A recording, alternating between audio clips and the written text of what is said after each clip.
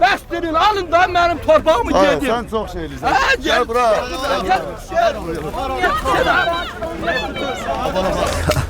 Gel alın sıkın.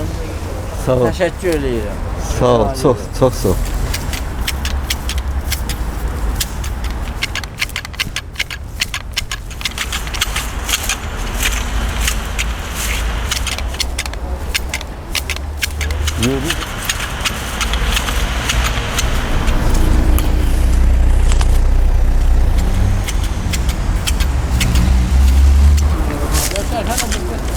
İndi 300 manat maaş alırdıq. İndi əlavə axırıncı ay biraz artdı.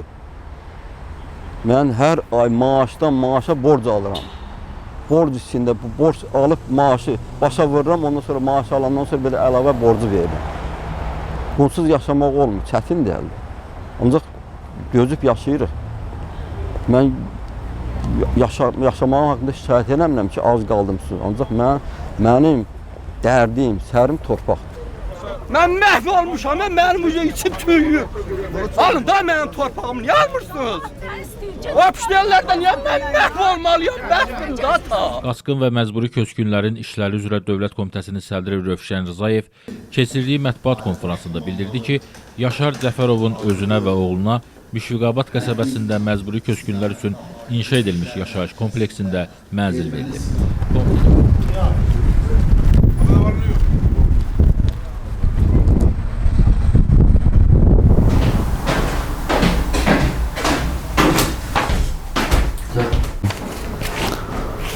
Bu bizim 2 mərtəbəli evimiz idi. Bax, 2 dənə otaq, bir dənə aynəbənd. Qabağda balkon. Yanındakı əlavə ev yenə də 2 dənə otaqdan ibarət idi. Qabağı da zal. Ondan sonra bax, budur. Müşfiqabad qəsəbəsindən bu evin bizə verdiyi order budur. Bax, burada yazılıb ki, siz burada məcbur köçkünlər yaşayırsınız kirayənişin kimi. Bu ev sizə verilir Qaçqın Komitəsinin kirayənişin. Siz burada kirayənişinsiniz. Bu ev bizə nə həmişəlik verilməyib, nə də ki bunu nə dəyişə bilmərik, nə sata bilmərik, nə bunu kiraya verə bilmərik. Bu dövlətindir. Mirşahinin bir dənə də yalanı var ki, Mirşahin. Orada güya deyib ki, mən oğlum da var, oğlum da öz yanımda ev veriblər. O çox belə yalan danışır. Mənim oğlum zadım yoxdur, 2 dənə qızım uşağı var, onları da götürmüşəm. 2 otaq veriblər mənə, gəlsin Mirşah verirəm onu da Mirşahinə. Gəlsin Mirşahinə ehtiyacı varsa, gəlsin Mirşahin aparsın, neynir eləsin. Mən gedib kiralarda qalaram. Bu çapaya lazım gəlmədi, bu lazım o. Bu torpaq lazım olmadı, bizə tahi. İcra hakimiyyətindən məni bir gün narahat elədilər, ki, niyə çıxmısan, niyə danışmısan, sənə hökumət ev veribdir, nəyə lazımdır. Hökumət ev verib, yenə deyirəm, hökumət yox, dövlət verib. Dövlət başqa, hökumət başqa. Gəlsin, pajalista, verirəm, aparsın.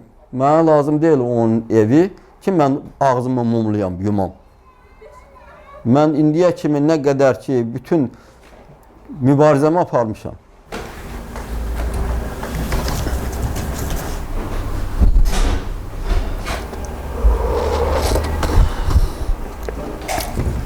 Kənddə nə görmüşəmsə, nə vərdiş eləmişəmsə, çalışıram ki, o vərdişləri tərk etməyim, itiməyim.